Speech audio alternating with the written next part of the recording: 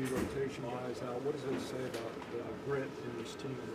These guys have been battling really hard, and we've kind of gotten ourselves in those positions where we're down a bunch. But this crew that we have here, they haven't given up, they haven't folded, no matter what they're down.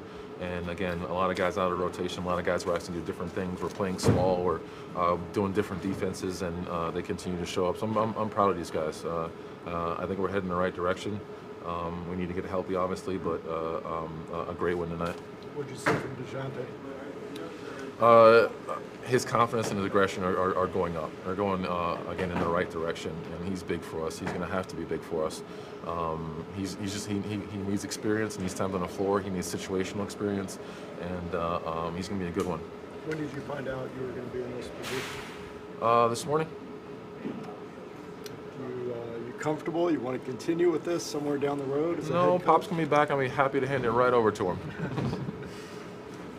You feel good though to at least get a win in your first full time? Oh, it was great. It was great. And I told the guys in there, like, we had whatever, a 5-point lead, and I'm thinking that we're going to just kind of cruise on to the end. They had to make it interesting. I think they did that on spite. But again, great win for us. I'm just happy to have it done. I know you had a taste of it before, but moving over to the head coaching role this time around for the full game, what's the differences between being on the assistant side to head coaching? It's night and day to be in the big boy chair. But truth be told, I wasn't in the big boy chair. We've got Becky and Will and Mitch. Mitch prepped the game for us. Becky and Will were making all the calls, and I was the only one just standing there screaming at people, nonsensical stuff. So we did it coach by committee, and it could have been any one of us up there, and we'd have done exactly the same stuff. What brought you out of retirement in the first place? What was the overriding reason you did this? We're talking about the game, or are we trying to do interviews here for other things? It's a question everyone's been asking. Yeah, I'm just here for the fun of it. DeMar DeRozan's one of the players that you look to just to kind of close games down the stretch. It seems like the rest of the NBA looks to play behind the three-point line. He's one of the guys that still plays within the three-point line. Why is he so effective, and how has he been able to do it for so long? That's his game. He's a power player. He's not committed to shooting the three. He actually shot it pretty well early on in the year for a stretch, but he's not committed to that. He's comfortable with playing that in that mid-range and attacking the basket. And yeah, he is our guy going down the stretch. He's the guy we want to go to. And on top of being a mid-range scorer like that, he's an excellent passer, and he's done a great job of breaking a defense down, getting into the middle, and finding people when he has to. Even with a lot of the guys starting to go under on him and trying to keep him in front, he's still being effective. So we're happy to have him. With Marco out, Keldon got some meaningful minutes. What are you seeing from him? KJ was great. Came in, gave us great energy, made some shots for us. Defensively, he was really solid too. I thought he had some really good possessions out there.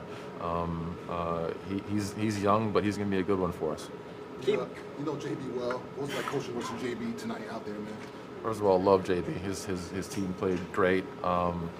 They played hard. He made some great adjustments out there. Obviously, I want to win out there, but I love it when he does well as well. Keeping your coaching out.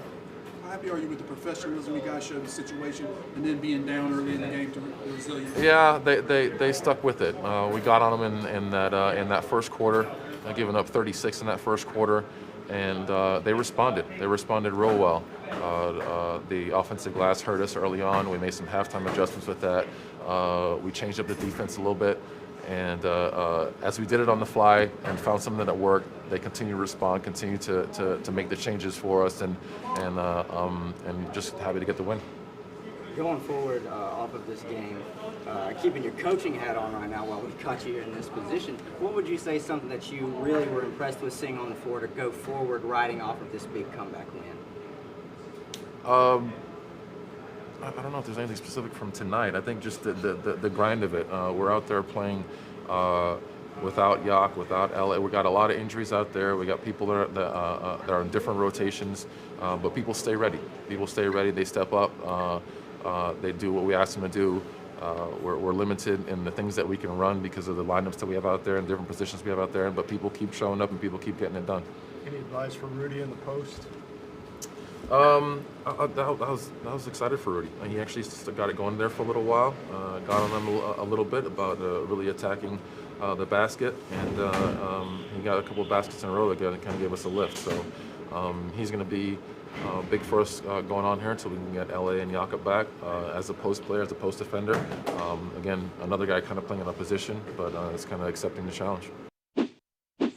Thanks so much for watching ESPN on YouTube. For more sports analysis and highlights, download the ESPN app. And for live streaming and premium content, subscribe to ESPN Plus.